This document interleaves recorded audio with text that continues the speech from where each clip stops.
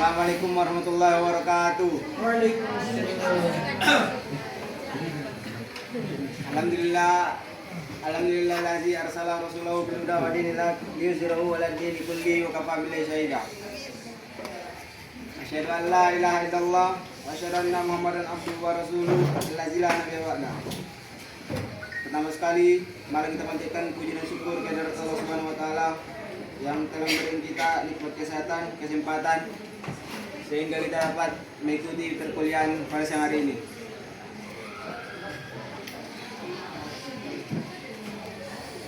Salawat barangkaikan salam. Kamu pula kita akan junjungan kita Nabi besar Muhammad sallallahu alaihi wasallam, melapaskan Allahumma sholli ala Muhammad wa ala Muhammad. Saya hormati Bapak dosen PMku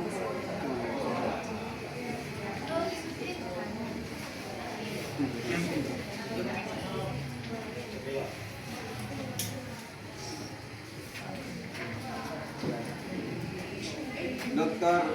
Putra Mahendra Gunawan Nasution MPDI.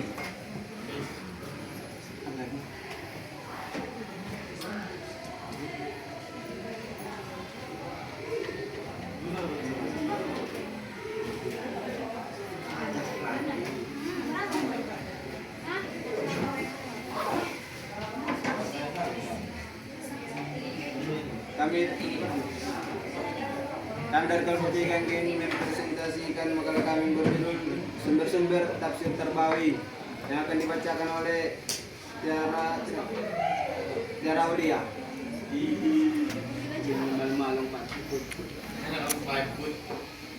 Sumber-sumber tafsir Tarbawi.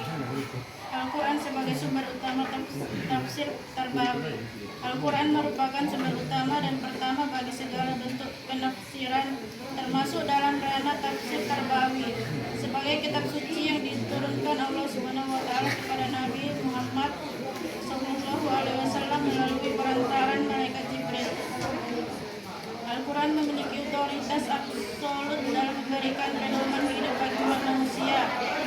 Kedudukannya tidak hanya sebatas kitab ritual yang dibaca dan diibadah, melainkan juga berfungsi sebagai manhaj, sumber ilmu pengetahuan serta rujukan utama dalam proses pendidikan Islam.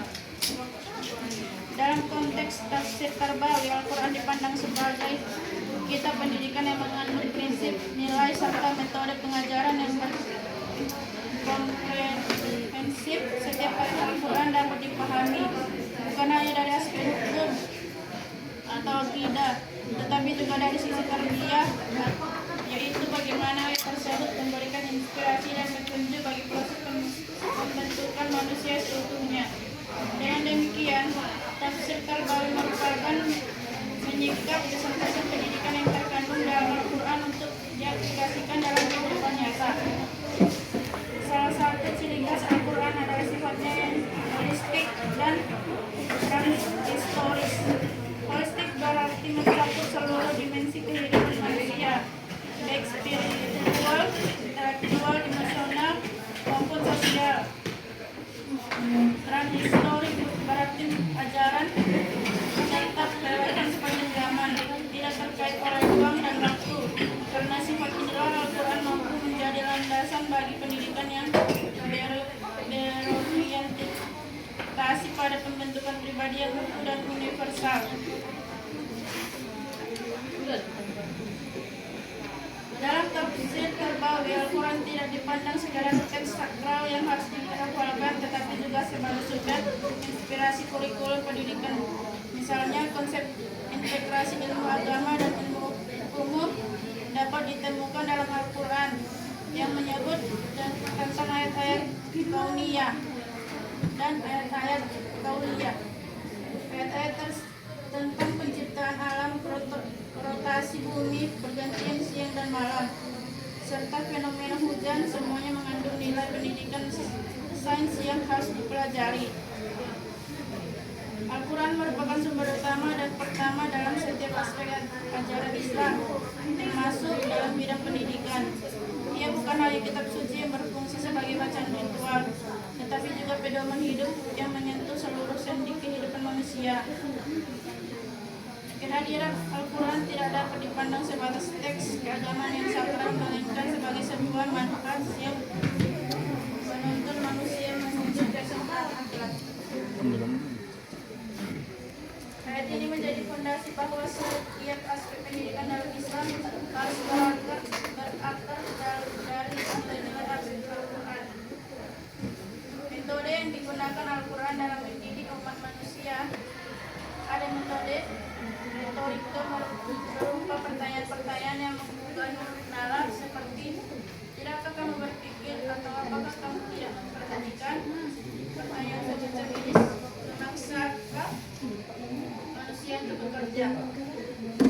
Ada juga metode perumpamaan yang memberikan gambaran konkret sehingga konsep abstrak dapat dipahami dengan mudah. Hal ini menunjukkan bahwa Al-Quran bukan sekedar memberi doktrin, melainkan menumbuhkan kesadaran melalui dialog intelektual dan situasional. Kedudukan Al-Quran sebagai sumber utama pendidikan juga terlihat dalam perannya sebagai inspirasi bagi pengembangan kurikulum Islam. Semua ini membuktikan bahwa Al-Quran bukan hanya mengajarkan aspek teologis, tetapi juga mendorong manusia untuk mengkaji dan mengembangkan ilmu pengetahuan sebagai bagian dari ibadah. Sejarah Islam pada masa klasik menunjukkan bahwa tradisi ilmiah yang melahirkan ilmuwan besar seperti Ibnu Sina berakar dari inspirasi wahyu yang terkait peradaban Islam tidak mungkin bangkit bangkitan Al-Quran sebagai sumber inspirasi keilmuan dan pendidikan. Namun demikian, penafsiran Al-Quran dalam perspektif pendidikan bukanlah perkara mudah. Bahasa Arab sebagai bahasa wahyu memiliki keunikan dan keyakinan makna yang dalam, sehingga diperlukan yang baik. Selain itu, konteks sejarah keturunannya ayat harus diperhatikan. Tanpa pemahaman asbab al-nuzul, ayat bisa dipahami secara terlepas dari realitas sosial yang melatar belakanginya, terutama yang muncul dari perkembangan zaman. Semua ini menuntut tafsir tarbawi yang kontekstual, yaitu penafsiran yang tetap berpijak pada teks Al-Quran tetapi mampu menjawab persoalan kontemporer.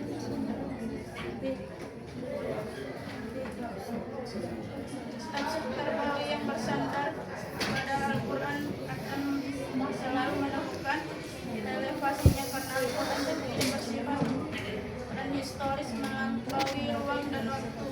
Pendidikan yang digali dari Al-Quran tidak hanya mendidik manusia untuk sukses di dunia, tetapi juga membekali mereka dengan bekal kebahagiaan akhirat.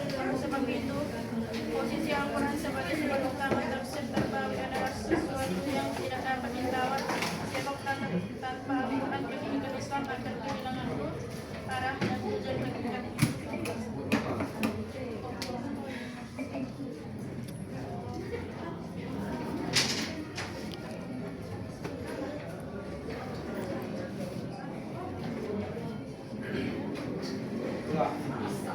Hadis Nabi sebagai penjelasan pendidikan.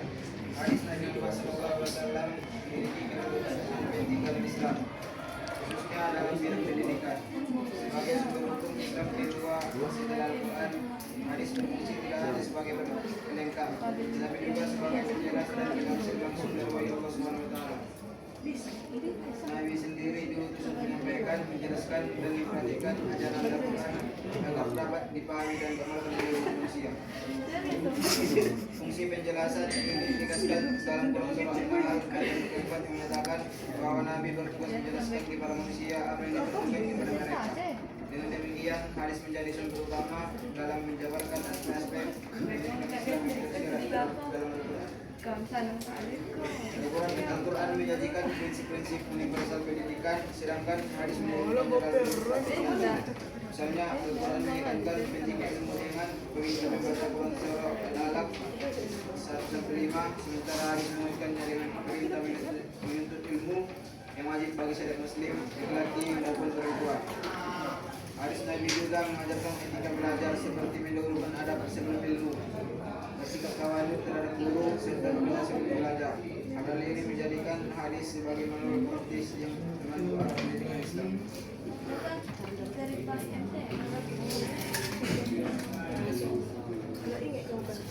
Hadis memiliki dimensi terbiang yang sangat luas, tetapi diantaranya satu pendidikan spiritual. Nabi mendikankan bahwa Muhammad tergantung niatnya.